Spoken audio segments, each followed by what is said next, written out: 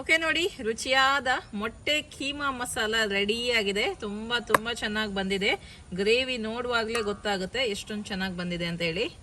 ನೋಡಿ, ಸೂಪರ್ ಆಗಿದೆ. ಟೇಸ್ಟ್ ಮಾಡಿ ನೋಡುವ. ನೋಡಿ, ತುಂಬಾನೇ ಚೆನ್ನಾಗಿದೆ ಅಲ್ವಾ ಕೀಮಾ ಮಸಾಲ.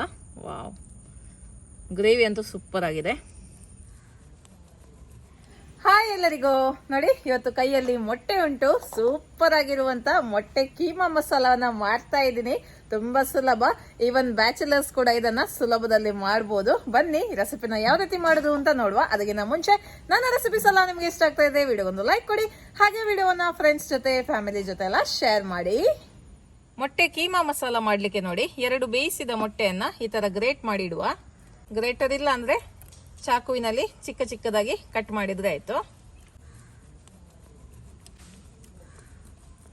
2 ಟೇಬಲ್ ಚಮಚದಷ್ಟು ತೆಂಗಿನೆಣ್ಣೆ, ಬೇಯಿಸಿದ ಮೊಟ್ಟೆ 5. ನೋಡಿ, ಈ ತರ ಕಟ್ಸ್ ಹಾಕಿದ್ದೀನಿ. ಕಟ್ಸ್ ಕೂಡ ಹಾಕ್ಬೋದು ಅಥವಾ 4 ಸ್ಪೂನ್ ಅಲ್ಲಿ ಇದನ್ನ ಚುಚ್ಚಿಕೊಳ್ಬಹುದು. ಹೇಗೆ ಬೇಕು ಆ ರೀತಿ ನೀವು ಮಾಡ್ಕೊಳ್ಳಿ. ಚಿಟಿಕೆಯಷ್ಟು ಅರಿಶಿಣದ ಪುಡಿ, 1 ಚಿಟಿಕೆಯಷ್ಟು ಅಚ್ಕಾರದ ಪುಡಿ, ಸ್ವಲ್ಪ ಉಪ್ಪು. ಇದನ್ನು ಫ್ರೈ ಮಾಡುವ. ಸ್ವಲ್ಪ ಜಾಗ್ರತೆಯಿಂದ ಫ್ರೈ ಮಾಡಿದ್ರೆ ಆಯಿತು. ಮೊಟ್ಟೆಯನ್ನು ಫ್ರೈ ಮಾಡುವಾಗ ಕಟ್ಸ್ ಹಾಕಿ ಫ್ರೈ ಮಾಡಬೇಕು. ನೋಡಿ, ಒಳ್ಳೆ ಕಲರ್ ಬಂದಿದೆ. ಇಷ್ಟಾದರೆ ಸಾಕು. ಇದನ್ನು ತೆಗೆದು ಬಿಡುವ. ಓಕೆ, ಈಗ ಇದೇ ಕಡೆಗೆ ನಾನು ಸ್ವಲ್ಪ ಇಡೀ ಗರಂ ಮಸಾಲೆಯನ್ನ ಹಾಕ್ತಾ ಇದ್ದೀನಿ. 1 ತುಂಡು ಚಕ್ಕೆ, 1 ಏಲಕ್ಕಿ, 4 ಲವಂಗ, 1 ಲವಂಗದ ಎಲೆ, 1 ಚಮಚದಷ್ಟು ಜೀರಿಗೆ, 1 ಈರುಳ್ಳಿ,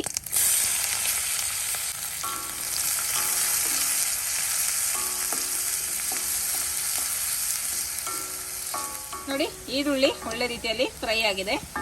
ಈ ತರ ಫ್ರೈ ಆಗಬೇಕು. ಆಲ್ಮೋಸ್ಟ್ ಕೆಂಪಾಗ್ತಾ ಬಂತು. ಇನ್ನೊಂದು ಸ್ವಲ್ಪ ಹೊತ್ತು ಫ್ರೈ ಮಾಡಿದ್ರೆ ಫುಲ್ ಕೆಂಪಾಗುತ್ತೆ. ಈಗ ಇದಕ್ಕೆ 1 ಟೇಬಲ್ ಚಮಚದಷ್ಟು ಶುಂಠಿ ಬೆಳ್ಳುಳ್ಳಿ ಪೇಸ್ಟ್ ಅನ್ನು ಹಾಕ್ತಾ ಇದ್ದೀನಿ.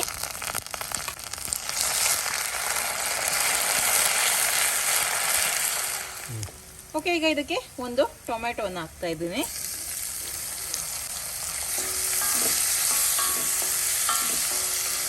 ಹಾಗೆ ಇದಕ್ಕೆ ಉಪ್ಪು ಹಾಕ್ತಾ ಇದ್ದೀನಿ. ಟೊಮೆಟೊ ಒಳ್ಳೆ ರೀತಿಯಲ್ಲಿ ಸಾಫ್ಟ್ ಆಗಬೇಕು.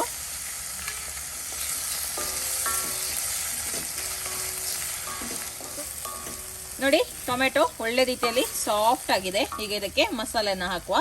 1/4 ಚಮಚದಷ್ಟು ಅರಿಶಿಣದ ಪುಡಿ, 2 ಚಮಚದಷ್ಟು ಅಚ್ಕಾರದ ಪುಡಿ, 2 ಚಮಚ ಕೊತ್ತಂಬರಿ ಪುಡಿ, 1 ಚಮಚ ಜೀರಿಗೆ ಪುಡಿ. ಇದಿಷ್ಟನ್ನು ಮಿಕ್ಸ್ ಮಾಡುವ. ಹಾಗೆ ಇದಕ್ಕೆ ಸ್ವಲ್ಪ ನೀರನ್ನು ಕೂಡ ಹಾಕುವ, ಮಸಾಲೆ ಚೆನ್ನಾಗಿ ಮಿಕ್ಸ್ ಮಾಡಲಿಕ್ಕೆ. ಸ್ವಲ್ಪ ನೀರನ್ನು ಹಾಕ್ತಾ ಇದ್ದೀನಿ. 1 ಲೋಟದಷ್ಟು ಹಾಕಿದ್ದೀನಿ. ಓಕೆ, ಸೊ ನಿಮಗೆ ಗ್ರೇವಿ ಎಷ್ಟು ಬೇಕು ಅಷ್ಟು ನೀವು ನೀರನ್ನು ಹಾಕಿಕೊಳ್ಳಿ. ಓಕೆ, ಒಳ್ಳೆ ಒಂದು ಕುದಿ ಬರಲಿ. ನೋಡಿ, ಒಳ್ಳೆ ಕುದಿ ಬರ್ತಾ ಉಂಟು. ಈಗ ಇದಕ್ಕೆ ಗ್ರೇಟ್ ಮಾಡಿರುವಂತ ಮೊಟ್ಟೆಯನ್ನು ಹಾಕುವ. ಇದು ಹಾಕಿದ ನಂತರ ಗ್ರೇವಿ ಇನ್ನೂ ಕೂಡ ತಿಕ್ಕಾಗುತ್ತೆ. ನೋಡಿ, ಸೂಪರ್ ಆಗಿ ಕಾಣಿಸ್ತಾ ಉಂಟಲ್ಲ. ಈಗ ಇದಕ್ಕೆ ನಾನು 1 ಚಮಚದಷ್ಟು ಗರಂ ಮಸಾಲ ಪುಡಿಯನ್ನ ಹಾಕ್ತಾ ಇದ್ದೀನಿ. ಒಳ್ಳೆ ಒಂದು ಕುದಿ ಬರಲಿ.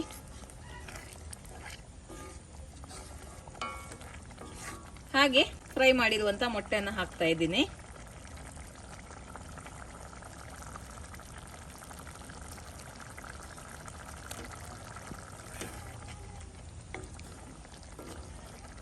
ಸ್ವಲ್ಪ ಗಾರ್ನಿಶಿಂಗ್ ಮಾಡುವ.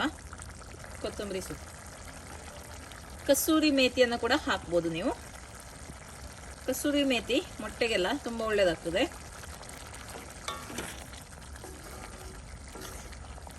ನೋಡಿ, ಗ್ರೇವಿ ಹದ ಈ ಥರ ಉಂಟು. ನಿಮಗೆ ಸ್ವಲ್ಪ ಗಟ್ಟಿ ಬೇಕಿದ್ರೆ ಸ್ವಲ್ಪ ಹೊತ್ತು ಇದನ್ನು ಬೇಯಿಸಿದ್ರೆ ಆಯಿತು, ಗಟ್ಟಿ ಆಗುತ್ತೆ. ಮತ್ತು ಇದು ತಣ್ಣಗಾದ ನಂತರ ಕೂಡ ಗ್ರೇವಿ ಸ್ವಲ್ಪ ನಿಮಗೆ ತಿಕ್ಕಾಗಿ ಬರುತ್ತೆ. ಓಕೆ, ನಾನು ಇಷ್ಟಕ್ಕೆ ಫ್ಲೇಮನ್ನು ಆಫ್ ಮಾಡ್ತೇನೆ. ಇನ್ನು ಇದನ್ನು ಸರ್ವ್ ಮಾಡುವ. ಓಕೆ ನೋಡಿ, ರುಚಿಯಾದ ಮೊಟ್ಟೆ ಕೀಮಾ ಮಸಾಲ ರೆಡಿ ಆಗಿದೆ. ತುಂಬಾ ಚೆನ್ನಾಗಿ ಬಂದಿದೆ. ಗ್ರೇವಿ ನೋಡುವಾಗಲೇ ಗೊತ್ತಾಗುತ್ತೆ ಎಷ್ಟೊಂದು ಚೆನ್ನಾಗಿ ಬಂದಿದೆ ಅಂತ ಹೇಳಿ. ನೋಡಿ, ಸೂಪರ್ ಆಗಿದೆ. ಯಾರು ಬೇಕಿದ್ರು ಈ ರೆಸಿಪಿನ ಮಾಡ್ಬೋದು. ಅಷ್ಟೊಂದು ಸುಲಭದ ರೆಸಿಪಿ ಇದು. ವಾವ್, ಊಟ ಮಾಡುವ.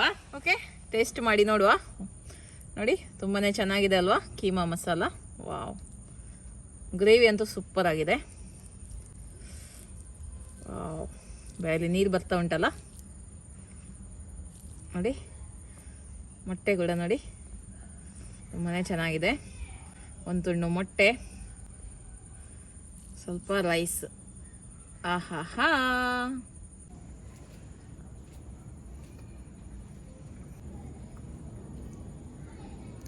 ತುಂಬ ಚೆನ್ನಾಗಿ ಬಂದಿದೆ. ಗ್ರೇವಿ ಅಂತೂ ಸಖತ್ತಾಗಿದೆ. ತುಂಬ ಚೆನ್ನಾಗಿದೆ. ಖಂಡಿತವಾಗ್ಲೂ ಈ ರೆಸಿಪಿನ ನೀವು ಕೂಡ ಮನೆಯಲ್ಲಿ ಟ್ರೈ ಮಾಡಿ ನಿಮ್ಮ ಅಭಿಪ್ರಾಯವನ್ನ ನನಗೆ ತಿಳಿಸಿ. ಓಕೆ, ಬಾಯ್.